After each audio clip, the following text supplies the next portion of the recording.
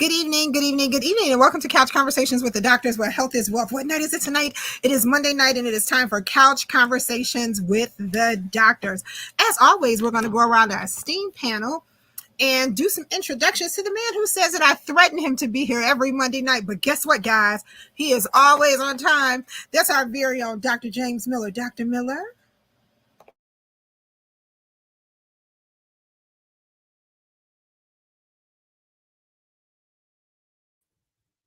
Good evening, everybody. Thank you, Nikki, and also thanks to the Congressman for this forum. Happy to be here and to join my colleagues and to be able to discuss health care and health issues that affect our village. I'm a retired internist. I retired in 2019, but I'm still interested and concerned about the health care and the healing of our community. So I try to do what I can in the way that I can to continue to help heal the community as best as we can. So glad to be here, and hopefully we'll have a lively and stimulating conversation tonight. Outstanding. Well, to the one that's known on these streets as Dr. 100, that means the doctor who keeps it real. That's our very own Dr. Maya Green. Dr. Green. Good evening, Nikki. Good evening, Congressmen and colleagues. I'm excited to be here. We've got to delve into some very interesting topics today that will help us come together and understand how to move with community. So I'm excited to get into it. Outstanding, outstanding. To my colleague who tends to leave me and go and have fun in the sun, but guess what? He's here. He's hanging out in the shy where we are all burning up together. That's our very own Dr. Douglas Graham. Dr. Graham. Thanks, Nikki. It's good to be back. It's good to be back in Chicago with my friends. I'll tell you, I'm like Dr. Miller. I retired in 2019, but after that, I spent 2 years with a congressman in Washington, D.C., and it's a real eye-opener. It's really an honor to be here with my colleagues, and I'm going to try and answer your questions as best I can. Outstanding, and thank you so very much. Well, the weight loss guru, the family practice medicine doctor, the Wolfgang Puck of food, our very own Dr. Tony Hampton. Dr. Hampton. Nikki, you're so generous with your words, and I'll receive that as long as I can show the potential of what the dietary approach I make. I shouldn't say make, but encourage my patients to adopt. And I've been so thrilled to see their success. So thank you so much, and always happy to be here. Although we're not talking about low carb in this forum, we're talking about tonight, we're going to talk a little bit about a topic that's touching a lot of people in the country, which is the temperature. So I'm really happy to be here, family doctor, obesity doctor. But as a family doctor, we have to deal with the spectrum of illness and wellness. And so I'm happy to be here, Nikki. Thank you. Outstanding, outstanding. I want to say hey to Audrey Jaycox, who's with us. She says, good evening to everyone. To One Hope for All, who is here with us, sending up some emojis and some great thumbs up. I think that is simply great. Well, the congressman will be running a little late, and I do believe Joe and Dr. Mason is a little late behind too, but they are coming. Well, let's talk about the fact that it's 98 degrees outside today. How do we stay healthy in this type of heat? I mean, especially for those people who have to work outside, such as our police and fire and our construction workers. There's a lot of construction going on, a lot of infrastructure that's being built inside of Chicago. How do we stay healthy from a physician's perspective in this type of heat? I'll get us started. Yeah, I'll get us started. And I was just coming home. And I think when I looked at the temperature inside the car or outside the car, it was about 95 degrees. And us Chicago folk are not as, comfortable with that temperature. A lot of times I'll look at my patients, and many of them are like, they hate that warm weather, which is why they still live in Chicago. And then others love it. So for me, as a doctor, I try to remind patients that it's the summer. So when you're in the summer, the first thing that you want to think about is hydration. It's kind of obvious. And although and any type of fluid is helpful, but water is the best fluid from above. So hydration.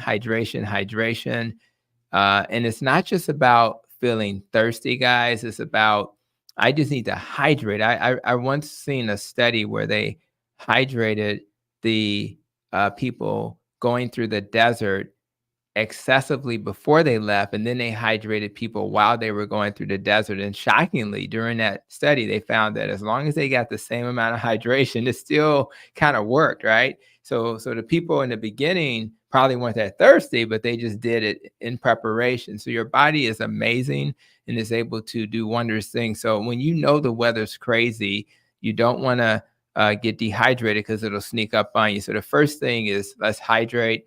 The second thing that's really important is if you're able to, I had to go to work today, but many of my patients are retired. So for those patients, if they don't need to go outside during the excessively high temperatures, and I would argue between maybe 10 or 11 in the morning up to about 4 or 5, those are the times to probably stay in the house if you don't need to go outside. And if you do need to go outside, you may want to kind of know where you can get some shade. Make sure you wear light clothing. If you go to places like Miami, San Diego, they really dress lightly and they're kind of used to that. And maybe we're not used to it in Chicago, but you want to wear clothes that are lighter, looser, and cooler so that you can do your thing there. And then, of course, the third thing that comes to mind is protecting your skin.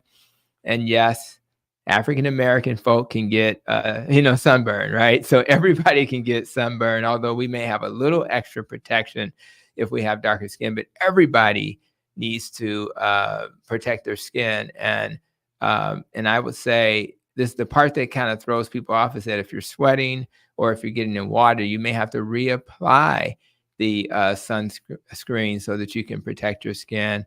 And I think the last thing I'll mention before I let my colleagues chime in is there are a lot of heat-related illnesses, and we can talk a little bit more about this in detail, but you have, heat exhaustion, you have heat strokes, and when you have those risks, right, those types of things can really put you in harm's way. So if you're not feeling your best, if you are nauseated, your heart's racing, and you're just like you want to throw up, it's probably because you're heading towards exhaustion or even heat stroke. In those settings, it's really important that you seek medical attention because particularly a heat stroke can be very dangerous, and you want to make sure that you are not taking it lightly. Just like a stroke that you would have from another reason, how fast you get to the hospital and attention you get once you get there is going to be really critical to how well you do. So I'll kind of lay the foundation with those comments and see if my colleagues want to add to that.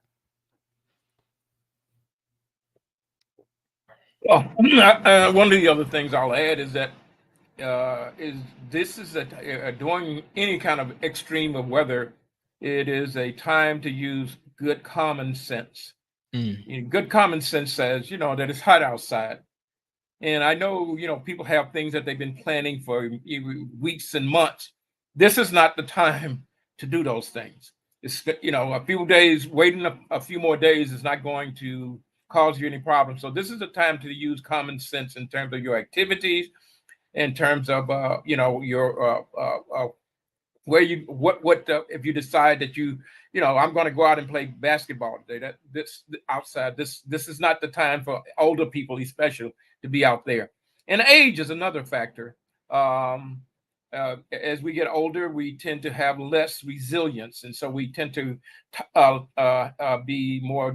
more difficulty with tolerating these extremes in the weather condition, more so than someone who's younger. Plus, sometimes we have chronic diseases that will cause additional problems and they can decompensate and cause us to get ill. So using good common sense, in addition to the thing that Dr. Hampton talking about, drinking water, dressing, not overdressing, and making certain that your activity level is appropriate for the circumstances that you're in. I'd just add that you really want to wear hats when you're out in the sun, and with broad brims, high tops, not really the tight little baseball caps, because it's your head that really suffers the most when you're in the direct sun. So the more you can protect your head and your face, the longer you'll be able to tolerate it. I'd also put in a plea about young kids. When you have very, very small kids, they're also less able to tolerate the heat. So that's not the time to leave them outside or leave them in the car. You want to be very, very careful about how much time they're exposed to the heat these days. And I'll add a little bit more context in terms of this ideal of a heat exhaustion versus heat stroke. So when I think about a heat stroke, so your body is very smart, and its job is to regulate your core temperature. But if your temperature gets too high and you become overheated, you can enter a phase of exhaustion that can then become life-threatening. We tend to think about heat exhaustion as a phase right before the heat stroke, when you begin to feel heat illness, and it can be something like muscle weakness. You can get fatigue. You can have excessive sweating in the beginning. You can get dizzy, and I mentioned earlier about nausea. And then, of course, your body's trying to make you sweat, and so your heart rate may go faster. And again, we don't want to get to the heat stroke part, because that's when it becomes a medical emergency. And again, if you have a heat stroke, you're at risk for potentially having brain damage, and literally, other than the confusion and other symptoms you have beforehand, even loss of consciousness, people have died from heat stroke. So it's really important that we really take it seriously and make sure that the people around us are aware. I think that's the most important thing. We're sometimes on autopilot. Some people are not even paying attention to the weather. And what we want to do is be able to create awareness, particularly with our older individuals, those who are 65 and up. They don't have the ability to regulate their body temperature or even know that something's changing. Your body is less efficient. Now, I'm not saying that's an automatic thing. I've seen people, when I was on a low carb cruise recently, we had people, diving and snorkeling, and they were like 80, right?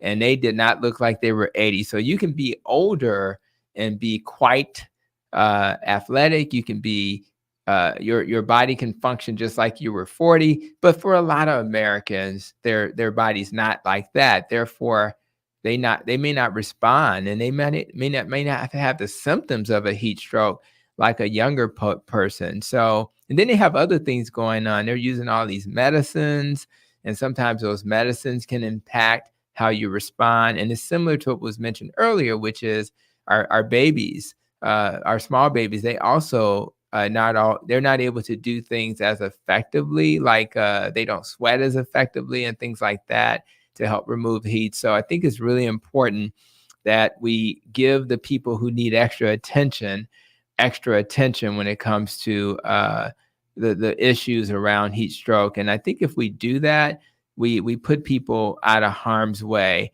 And so besides drinking a lot of water, being hydrated and things like that, not overexposing yourself to the sunlight, knowing that, yes, where do I need to be? So if I know I'm doing an activity where that's going to be in a hot environment, then where's the nearest air conditioned building that I can get to if I need it? Do I need to talk to my doctor about my medicines to determine, will my medicines impact my ability to regulate my temperature? Rather as an antihistamine, antidepressant, or whatever. So those are the types of things that we want to be thoughtful of. But most importantly, you just want to be prepared and have a sense of awareness of the things that may or may not impact your ability to regulate your heat. I want to say hey to Chief Valdemar Talley that's here. And he says, good evening to everyone. Pamela Dominguez is here.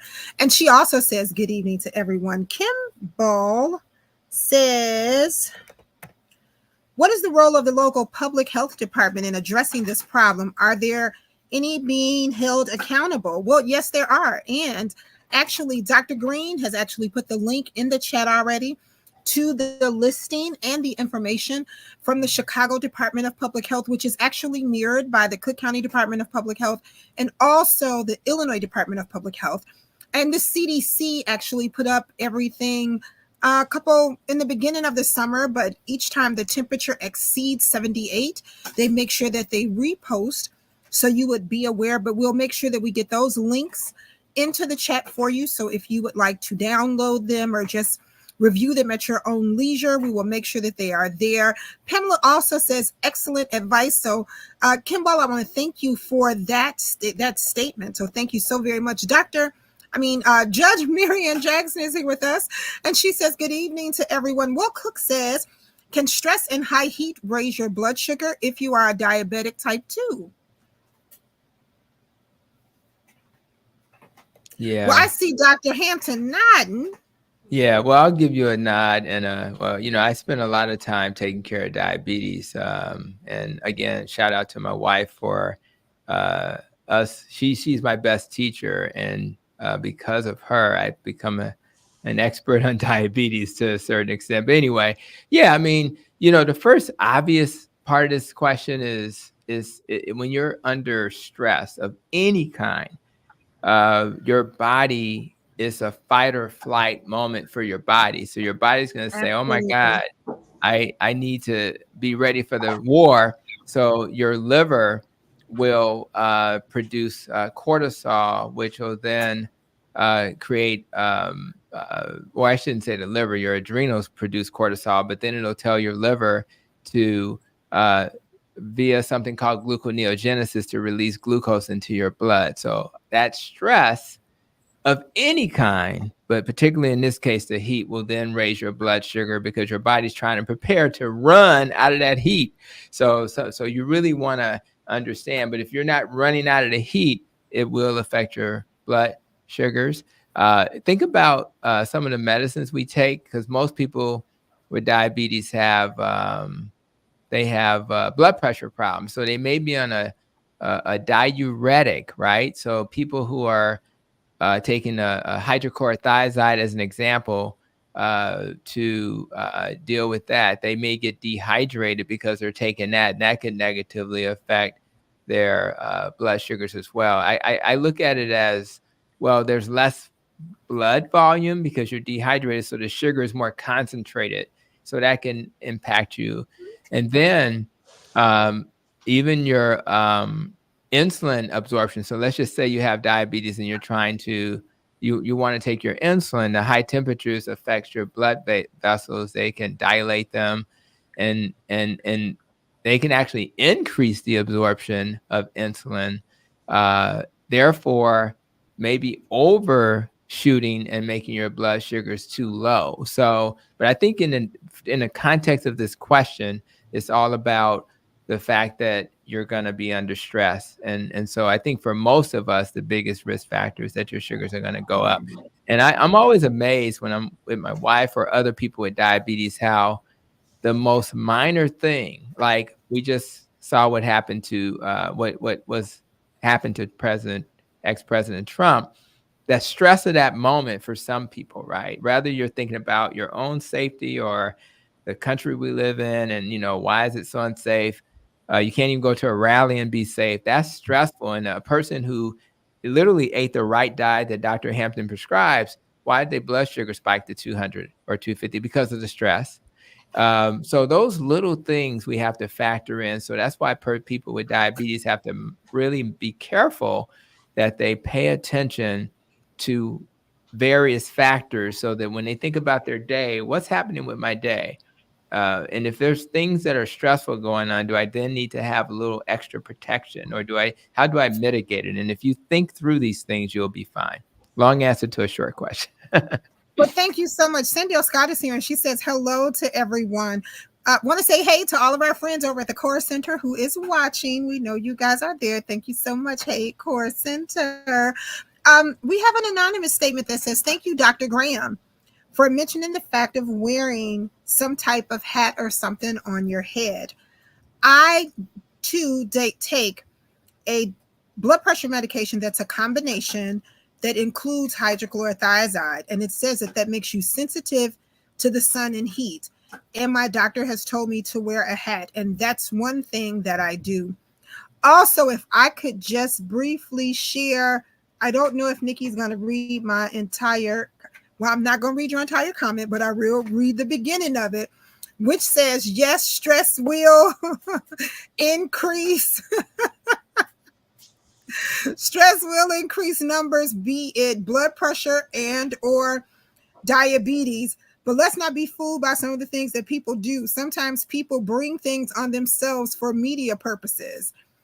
And I'm not going to read the rest of that comment, but trust and believe I understand what you're saying in reference to everything that's going on. And this country really is not that bad. And I do understand what you're talking about. And you are right. Some people can bring things on themselves. We are not a judge and a jury, nor can we say, you know, who did what. But I hear you, and I hear you loud and clear. And I think there are others who have heard you just as well. So thank you so very much for your statement. I want to say hey to Alderman Pat Dow, who is here with us just as well. Dr. Maya, we have an anonymous question for you. The person asked, can heat make you angry? Yeah, because it causes dysregulation. So extreme anything, extreme heat can cause it, extreme cooling can cause it, but heat, you heard everybody say, I want to get mad when it gets hot. It does cause dysregulation. Dr. Hampton or Dr. Graham or Dr. Miller mentioned increased heart rate, you know, and with increased heart rate does come a release of those same stress hormones. You know, I know we were talking about with diabetes and things like that, and extreme heat, and that can cause adrenaline rushes and things like that for you to, and yeah, it can. I do want to mention a couple of things before we move on regarding heat. I put in the chat for anyone, that way you can go back to it, you know, after that you can say, where did I see that? You saw it on Nikki's chat, you saw it on the Couch Conversations tab. So the difference between heat stroke and heat exhaustion essentially is the presence or capacity, mental capacity. So when you start seeing confusion and things like that, that's a step before someone is not conscious. But as Dr. Hampton said, you don't have to be a medical expert. You don't have to be like, is that heat stroke? Or, you know, you seek medical attention if they have the ability to sip cold water and move to a cool place. Do that, you know. And that doesn't mean don't do anything else. You still reach out for help as needed. I also want to mention, Dr. Graham, I think, mentioned kids. I don't know who mentioned kids.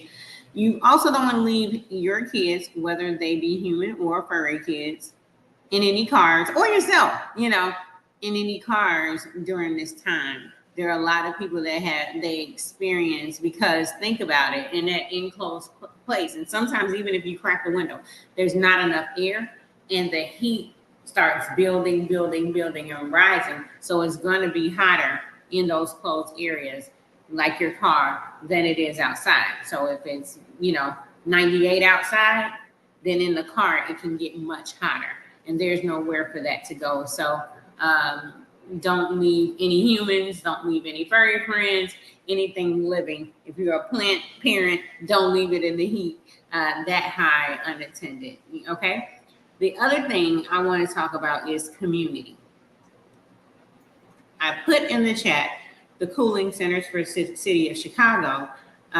We have mentioned stay hydrated. You know, if you have air, keep the air there, you know, keep the air on, things like that. If you don't have air, there are places that have air. They're the city of Chicago cooling centers to keep you cool. But also, the first time I had to come off the video, it was because my mom called me back. Now, my mom is a sassy, you know, senior. You know, I've been calling her. She's sassy and seasoned. She's sassy and seasoned. Yeah. And so I've been calling her all day. She, you know, calls me back when she gets back. I had to say, hey, you know, it's going to be a visit. You want a visit from all of us at the same time, trying to find out, because you have to check on your tribe. Yep. You know, your seniors, your young people, each other, you know, Dr. Miller mentioned if I have high blood pressure, heart disease, asthma, diabetes, things like that, if I'm dealing with unfortunate cancer, things like that, it can throw your body off and make it less able to deal with the heat. So we're dealing with 98 to someone else that could be 100. You know, it can be like dealing with 104, which 104 is the temperature in which your body enters into heat exhaustion. Up to 104 is heat exhaustion. Usually, if you go over that, that's heat stroke. But the bottom line is, just like everything else, check on your tribe. If you have not talked to your loved ones today, go ahead, keep us rolling, but go ahead and send them a text, reach out to them, call them, check in in the morning, check in when it's, around noon, check in around 2, right? And from 2 to 5, do that intensive checking in, and just make sure, you have everything. I'm trying to tell my mom, you don't have to really go outside, lady. We can deliver anything you need just to keep you comfortable and cool and safe, right? So check on your tribe. Outstanding. Well, Dr. Maya, there is one more question for you. This person says, hey, Dr. Maya, I am your favorite police officer. I am out here in these streets. And today I had a funny type of episode. I believe it was related to the heat. However, I felt like I was having vertigo type symptoms. I was dizzy, spinning in the head. I've had vertigo before, but I've been fine. Could this have been the heat? I mean, we do wear a lot of stuff. And you're muted, Dr. Maya. Yeah, I would go ahead and look at CDC publishes it, but I did put in the chat, it says heat exhaustion versus heat stroke.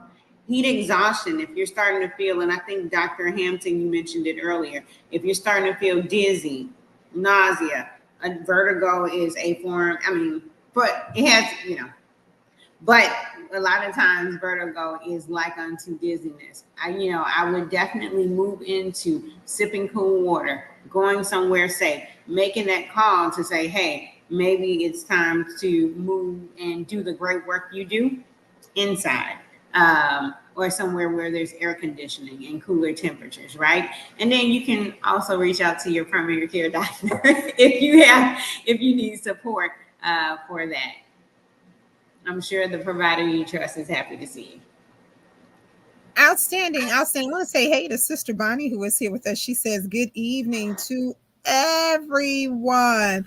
Good evening. Well, Dr. Miller, the question is, they say drink lots of fluids. Tea is a fluid. Does tea dehydrate you, or is it okay to drink tea? I think iced tea is okay. But water is really important. So fluid, tea is having iced tea kind of cools you off, and so it's okay to have some iced tea, but don't let that be your primary fluid. Let water be your primary fluid. If you just need something that has a taste to it, okay, iced tea is all right. Don't put a lot of sugar in the iced tea, but that would be okay. All right. Well, Dr. Green, I know you was itching to say something just then, so go right ahead. Well, I think she may be frozen. Oh, go ahead, Doug. Well, there are some things you want to stay away from. One might be alcohol, which may dehydrate you quicker. No martinis? Martini one or martinis plural. So from the person who doesn't even drink, but no martinis. is pop. Pop has a lot of sugar. Sugar can really change your water balance, and you can get very thirsty and dehydrated from that too. So tea sounds safe to me, but pop, alcohol, that's a different animal. All right. Well, Dr. Tony, I think you wanted to say something. Yeah, just I agree with Dr. Maya that the tea is generally safe. It's not like coffee has more of a diuretic or making you urinate effect than tea. Now, of course, tea still has a little, but not enough to make a big impact. And, my wife's from Mississippi, so, we do sweet tea in Mississippi. And too much sweet tea is a problem. I try to get patients to kind of move away from the sugar tea that we're so used to consuming and move towards maybe pure monk fruit, pure stevia. In other words, there are other things you can consume that, number one, won't add all that sugar that can have negative health effects, because too much sugar can actually make dehydration worse. It makes your cells transfer more water into your urine, and you're urinating more because you're eating sugary drinks. So we don't want to have sweet tea. You have to be careful about that. Obviously, alcohol is at the top of the list, and that's going to be a problem. So you want to be careful with that. But in general, coffee is a bigger problem. And I think if you're having a cup of coffee in the morning, you're good.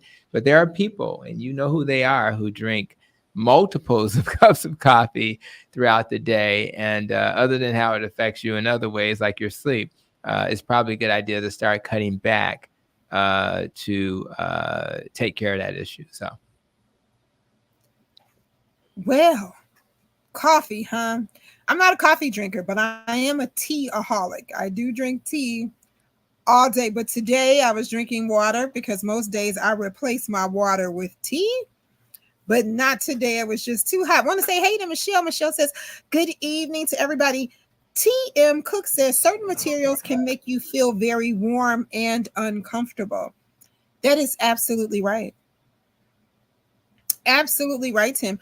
I mean, Ms. Cook, so thank you so very much for that, because that is absolutely right. There are certain fabrics that are clingy that can make you feel a whole lot warmer. However, I do believe you should wear clothing, because I tend to see people strip clothing when it gets really hot outside. And clothing is actually better. Am I correct? Dr. Maya Green or Dr. Tony or Miller or Doug? Well, you do want to provide some level. It's just like that hat that was mentioned earlier, right? So there are some protection from that direct heat that you're going to experience when you clothe your body. Obviously, you want to have thin clothing to protect your body. So yeah, you know how it feels when that direct heat hits your body. And nobody really understands the power of the sun until you travel to, like when we went to for the low carb cruise, it was in St. Thomas, St. Croix, Puerto Rico. It seems like that heat feels a little different, and you feel it in a way that maybe you don't feel it at home. So I do agree with that. In the low carb community, we talk a lot about do you need electrolytes and things like that. Well, at the end of the day, I think the answer is if you're drinking a lot of fluids, you can kind of dilute your electrolytes in a way. So you do want to start thinking about, do I need to have electrolytes in my body while I'm, trying to hydrate? Because you need those things. In fact, my favorite electrolyte is magnesium, and magnesium is really important. It actually helps to regulate your body temperature, believe it or not. And magnesium probably has over 300 to 400 different functions, but it's really important to deal with that. And then this is the part that loses people. When you sweat, you lose salt, right? Anybody who's ever had a chance to, kind of taste the salt on their arm, kids do this stuff all the time, and you'll notice that it's salty. So truth be told, you may have to replace some of that salt in that setting. So it's kind of the opposite of what your doctor would normally say. But so you need to think about hydration. You need to think about clothing. You need to think about electrolytes, particularly if you're really consuming a lot of water. So that's kind of how I see it. And I think my colleagues would agree. And yes, and Dr. Hampton, I want to add, if you are replenishing your electrolytes with something called like Gatorade, things like that, I want to mention the sugar amount in there. And of course, well, I will say that's not my first choice of what to replenish with. Something like water something like with a little salt, with the, you know, things like that. But water, like Dr. Mason says, I'll be Dr. Mason. Nothing is water. Water is water. Water with flavor ain't water. Water with sugar ain't water. Water with whatever ain't water. Water is water. There you go. I hope I made you proud, Dr. Mason. Okay. And so you definitely want to go with water. If you must drink it, like have that Gatorade flavor, it's a whole this much water. Like, sorry.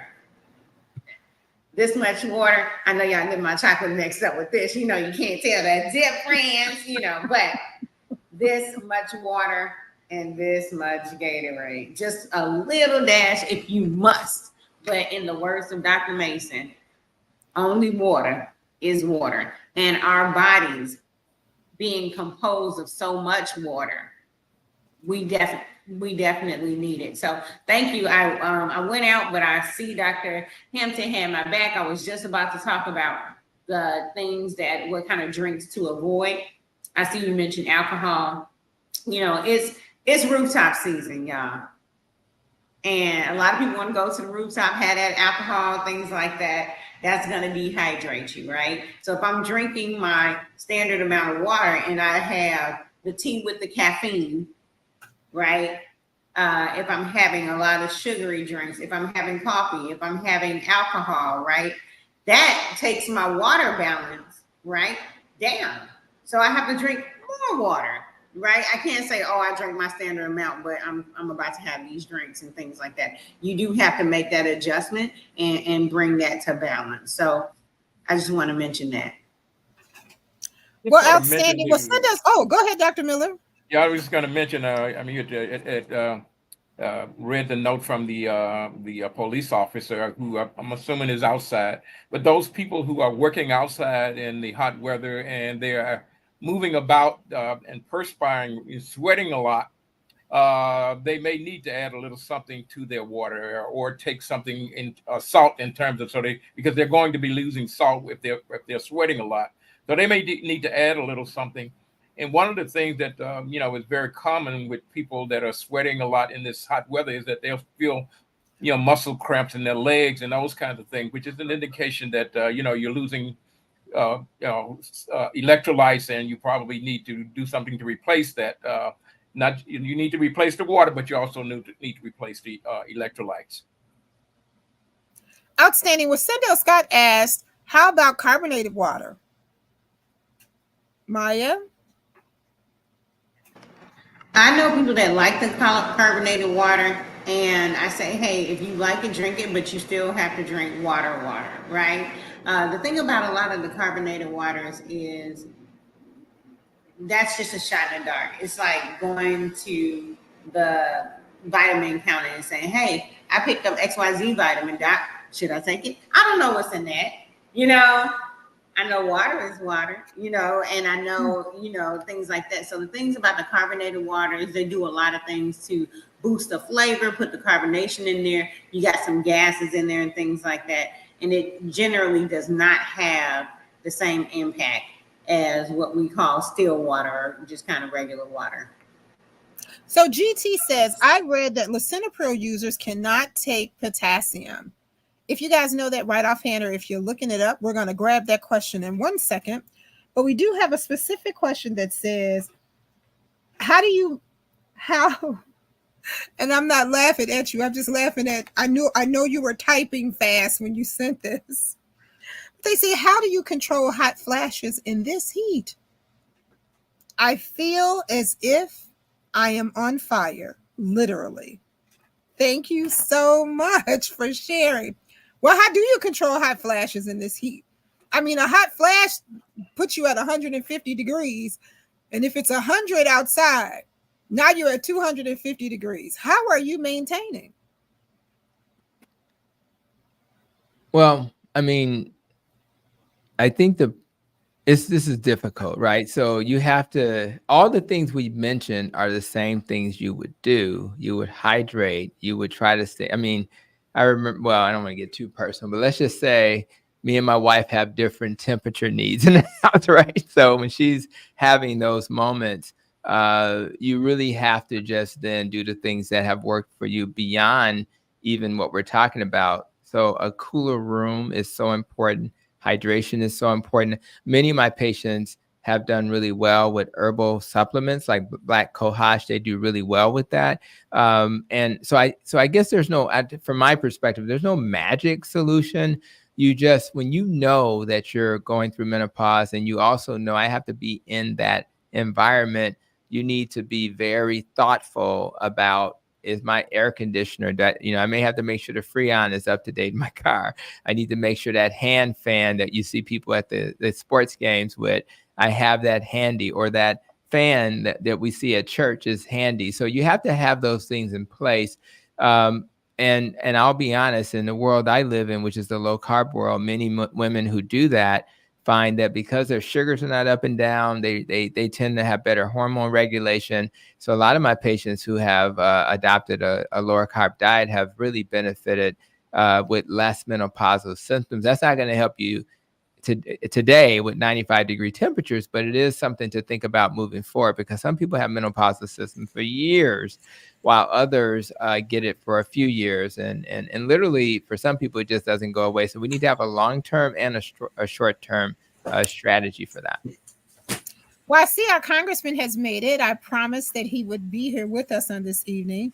And he wanted to make sure that you are aware of heat exhaustion, heat strokes, how to stay safe during these types of temperatures, and what's best to do. So I hope we answered your question when you asked, how do you deal with hot flashes and the heat? And you gave those temperature numbers. I think they gave some great alternatives, such as the supplements that you can use and making sure that you hydrate.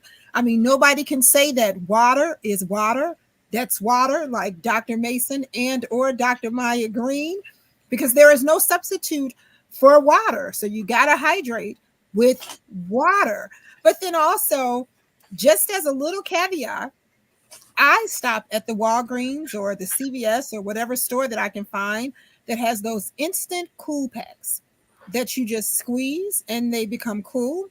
And when we have those private summers, as I call them, I tend to take that and use those either on my wrist, the palm of my hands, or at the bottom of my feet, and trust and believe they will make a wonder for you. Jordan, I see that you're putting in the chat, how do you reverse type 2 diabetes? We're going to get to that in our last 4 minutes of the show, but we wanted to make sure that we informed everyone about staying safe with this heat. Congressman? Well, let's go ahead to those 4 minutes, and I'll comment as we end. Okay. All right. Well, I think Dr. Miller was having just a little technical difficulties. Dr. Maya, there's another question for you. And this question says, Dr. Maya, while dealing with the heat, I do take a couple hypertensive medications. I am also a diabetic and I take insulin. I'm an insulin dependent diabetic, and I work a full-time job, and I am out in this heat. I also have a few kidney issues where I have to watch my intake on my fluids. Do I have the opportunity where I can splurge on certain days? Or how do I maintain that when I really need to hydrate in this heat? I do recommend the safety that comes when setting your body on a routine. I will disclose, I was diagnosed with prediabetes. It was during the pandemic. I was eating a lot of shenanigans, and I had to change my taste buds, right? So I had to learn how to eat to live and not focus on kind of living to eat. But in the space you are in, portion control, half whatever you're doing, maybe even 1/4, and then begin to add in plants, fruit, vegetables, the water. And like Dr. Miller said, if you're that person that's working in heat, Look at sources that balance electrolytes, those things that add your minerals back in. The other thing I want to say is, if this is from the person from earlier, if you're, going to exercise, because that is part of what you're doing to maintain with blood pressure and diabetes, you want to exercise during the hours where they're not extreme heat. Typically, the hours of the highest peak of heat is from 2 to 4. Some places 2 to 5, but that's the average. Look at what's high in the extreme heat hours in your local area, and you want to gear your exercise way before or way after those high peak points during the day, or make sure you stay in the air-conditioned gym where you're, till you cool down after your exercise. So regulation is the key. Setting your body on a routine, and something we're moving towards that has results for not only tomorrow, but 10 years down the line, is routine and discipline in your body.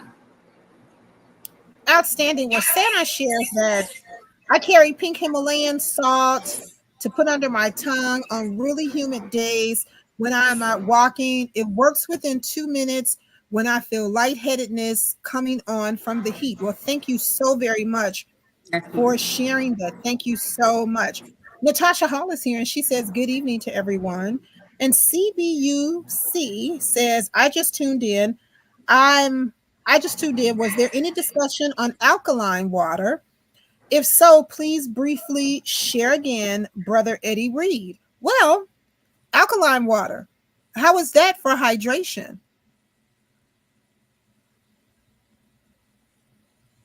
I personally, the basic concept of alkaline water is that you make your body more alkaline, which in theory is very helpful in theory.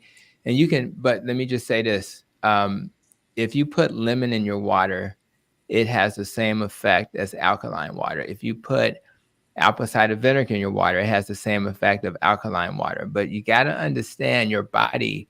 It's just like cholesterol. We've been trained forever that dietary cholesterol is going to have a huge impact on your cholesterol, and that's just false. Most of the cholesterol in your body is made in the liver, and your body's very smart. So even if you consume all this extra cholesterol, which we don't even believe in the low carb community is harmful, it's not going to have an impact on your cholesterol like we once thought.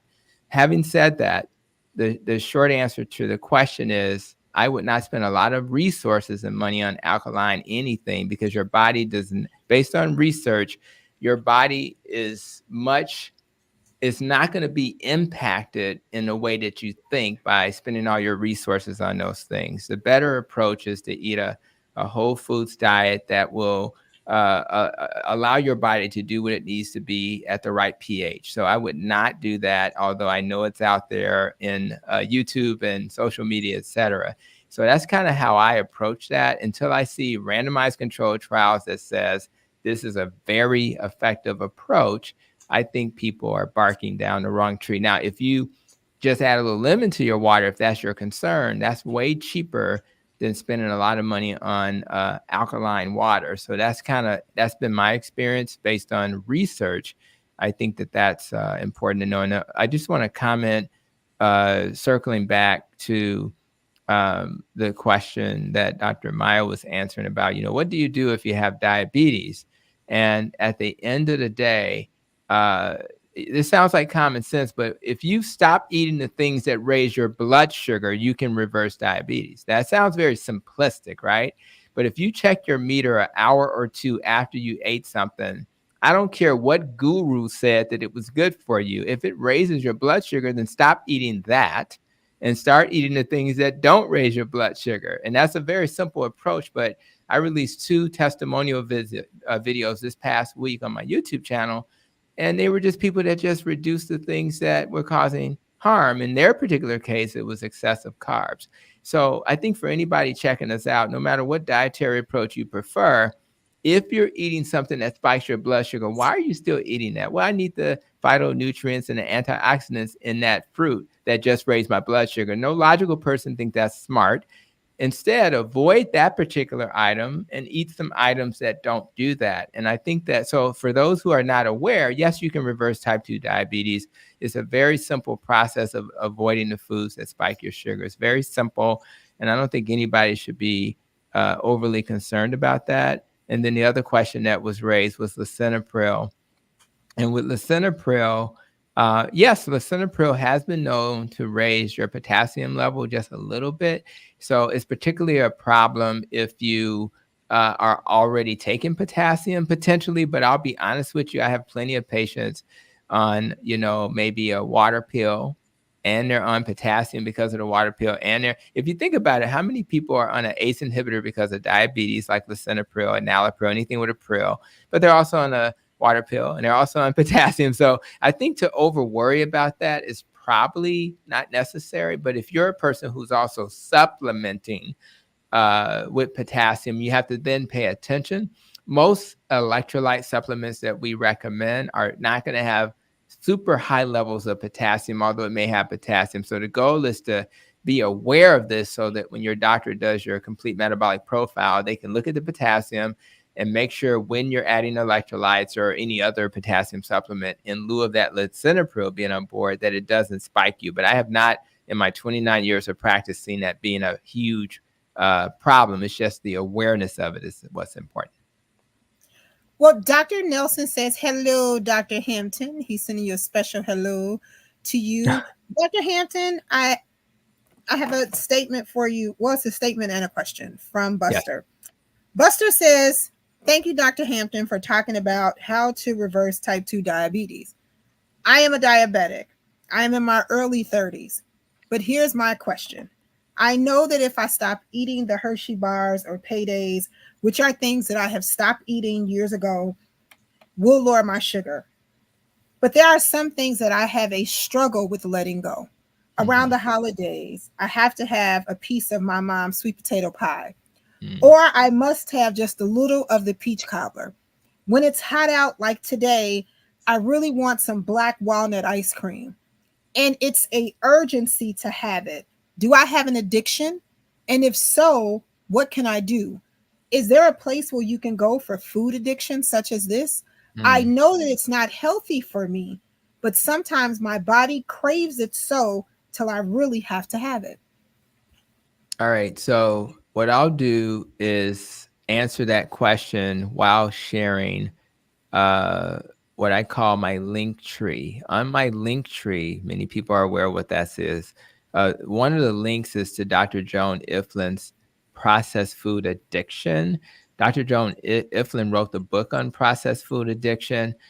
So you do have support, and what that support looks like, it's like AAA for people with processed food addiction.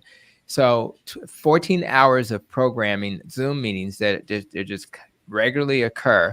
And in that setting, for people who struggle, they have their peers and the people who are experts to kind of walk with them. So you literally could be cooking and listening in, or listening in and chiming in. And that tends to help people. I know in our health system, Advocate Health, we have coaches. One of the biggest problems with our addiction is we have to eat what we call high satiety foods. In other words, foods that allow you to feel full. And if you eat protein and fat, those are going to make you feel full. If you eat, just think about a Chinese food, you eat it because of all the rice, then, you feel great. 2 hours later, you're hungry again. That's because the glucose spikes and then the insulin goes up to lower the glucose. Then the sugar goes down, and then you're hungry again. But if you eat a ribeye or some air fried chicken, because of the protein and fat, you won't be hungry. So the first thing you have to do, besides get coaching and support, check that link out, is you get yourself on a diet that's not going to make you feel hungry all the time. That's why so many people struggle with dieting, because they're on diets that they have to eat like a cow all day. I mean, I literally eat twice between like maybe 1 and 7 or 6 every day. And I'm not even hungry when I eat most of the time, because I eat a diet that makes me feel full. So I think and then what you do, if you're fortunate enough, and this is for people who decide to go into low carb, if you go into ketosis, if you're eating less than 50 carbs a day, that'll get 80% into ketosis. but maybe nearly 100% if they're eating less than 30 total grams, not net, of carbs a day, you will be in ketosis, meaning that you will depend on fat fuel, which means if you need to lose weight, you will burn belly fat. But more importantly, your body's not dependent on those ups and downs of your glucose. And what will happen is you'll start to lose that belly fat, your blood sugars will stabilize. And in many cases for type 2s, you will be able to put that type 2 diabetes into remission for the first time. You'll see A1Cs at 5.6 or lower. You're going to be shocked. Your doctor's going to be shocked. But if you choose to take that path, and I have videos that will help you with that on that link tree, make sure that you are working with a doctor who can help deprescribe medications, because most doctors are not used to deprescribing. They want to give you Ozempic, they want to give you Jardiance, they want to give you a statin. And when it's time to reduce those medicines, they haven't been trained to do that. So you have to really work with a doctor and or your current doctor who's not trained to say, hey, I think I want to, you notice my blood pressure is lower, my blood sugar is lower. Can we start to reduce that medicine? Because otherwise you're going to have hypoglycemia and then be at risk for that. So the short answer, listen, anybody can do this. You just need to do it safely. And when you start to get into this place where you're not addicted, well, you're always going to have addiction. You have Dr. Joan Iflin would say our neurons that deal with addiction will never go away. They just go dormant. So whenever you drive by Krispy Kreme, they wake up and say, hey, I'm here. And you want to go into Krispy Kreme, especially when the hot light is on, right? But what happens, that's when you really want to get it. But the reality is, the first thing you need to do is stop taking that streak that's where Krispy Kreme is on, because it's going to trigger you, right? And if you work with groups that help you understand you need to take a different route, that'll help you. So the key is, let's stay away from the triggers. Let's eat the right diet and then feel full. And then when you're having gatherings, you may have to decide, is this a day when I will indulge? Now, some people with processed food addictions can't indulge ever because they'll go right back down that addiction rabbit hole, but some people can't. So you have to make a decision. Am I going to indulge? What is that indulgence going to look like? Can I do it safely? And more importantly, when we made in my home, my wife is more keto and I'm more carnivore. We make a chocolate cake, and our ingredients are butter, dark chocolate, and eggs, no flour, no sugar, and it turns into a cake and or a cupcake. And it only has about 5 or 6 carbs per serving versus what normally would be 50 or 60. Maria Emmerich is a great author who writes all of these great books. So yes, you can still have fun stuff. You just have to do it in a keto-friendly fashion if you have a medical condition like diabetes in particular. So I do think there's hope. I'll even put in the link, I'll put Maria Emmerich's books, one of her books, just to give you hope. In fact, I'm going to give you a hard time, and I'm going to give you Maria Emmerich's kids book, because her kids book has all the fun stuff in it that you would love to eat, that kids like to eat. And I think that would be a good place to start so you can get those desserts and things of that nature. All right. Well, GT says, thanks, Dr. Tony. Timeless Jury by Deborah says, hello, but she also says it's interesting that after 60 days of keto carnivore that I don't even crave sweets anymore. Well, CBUC says, thanks. This is always an amazing session each Monday. Thanks so very much to Congressman Davis and all of you, Brother Eddie Reed. Also, Natasha Hall says, does any of the doctors have any anti-diabetic healthy diet plans that can be made accessible to everyone, or a recommendation? So if anybody has any diets that can possibly be downloaded, or I'll put a link in there. Yeah, I'll put a link to Eat This, Don't Eat That. It's a 2-page handout. I'll just put a link there. Anything you want to add, Dr. Maya? Make sure I The congressman said, make sure he gets it. So also, one of the things I find so very important is, if I approach, as a person that was diagnosed with pre-diabetes, if I approach something thinking, hey, this is a diet, I'm gonna have to do this to get things under control. For me, it has a different impact than understanding how I have to regulate what I have to do for a 70-year-old Maya, for Maya next week, for Maya 2 days from now. Because I'm at that age where if I eat it, I'm gonna feel it. Even 2 days from now, So, I actually had to move to a way of living, and that means you have to find the balance that works for you, right? And so I think thank you, Dr. Tony, for dropping those links in the chat. That's going to be a wonderful start, and you take the things that work for you, and then the things that don't work for you, you find other sources. You get a repertoire of all these lovely, yummy things you like to eat, and all this also activity that you like to do in the heat. In the heat, you're going to do it at non-peak heat hours, right? You're going to do it early or late, and but you have to find what works for you. And remember, sometimes for me, it wasn't developing a diet, it was developing a lifestyle. Outstanding. Just want to remind everyone to join us this Saturday and next Saturday at the Malcolm X West Side Learning Center. That Saturday from 10 to 3 for a awesome resource fair. It's called Summer Wellness Resource Fair. So join us at the Malcolm X Learning Center right on West Madison Street. Well, Congressman?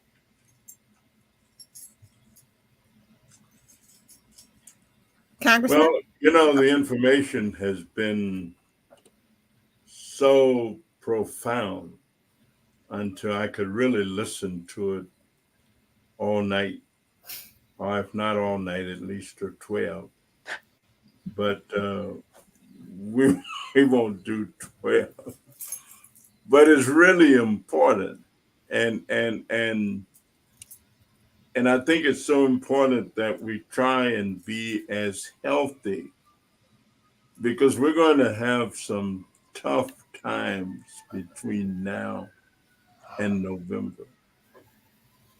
Our country is in serious directional conflict. And I don't know how we deal with that, except trying to end up making the kind of decisions that will keep the trends moving so that we continue to progress. Nikki and I met with an organization, and we'll talk more about it later on.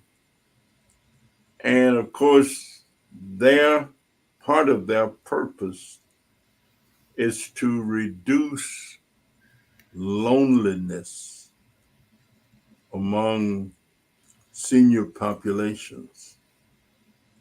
And that's something I'm not sure that we think about as much as we probably need to.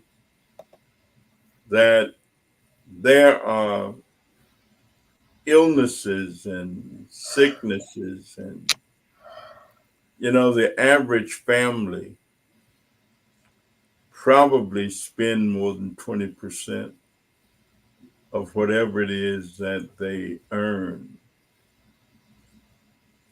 just trying to be healthy or trying to have access to health insurance. And so that's a big piece of our gross economic resource. And we spend a lot of money on it.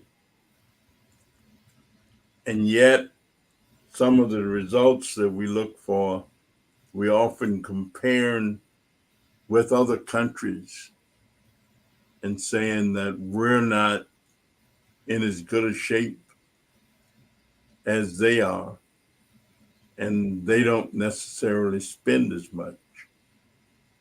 And I can only conclude that a good deal of that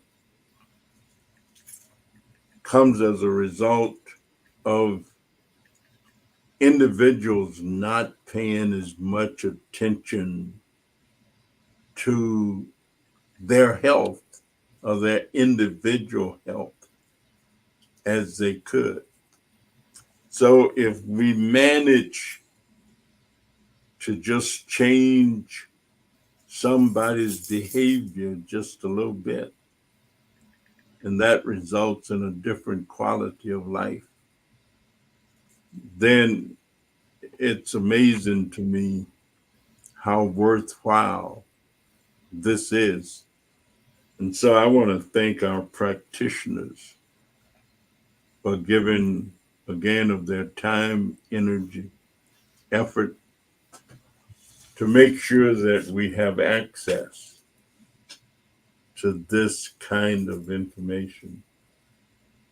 I don't know if you realize how effective, but when I listen to the questions that people raise and the answers that they receive, then I know that we're actually on the right track and we're moving in the right direction.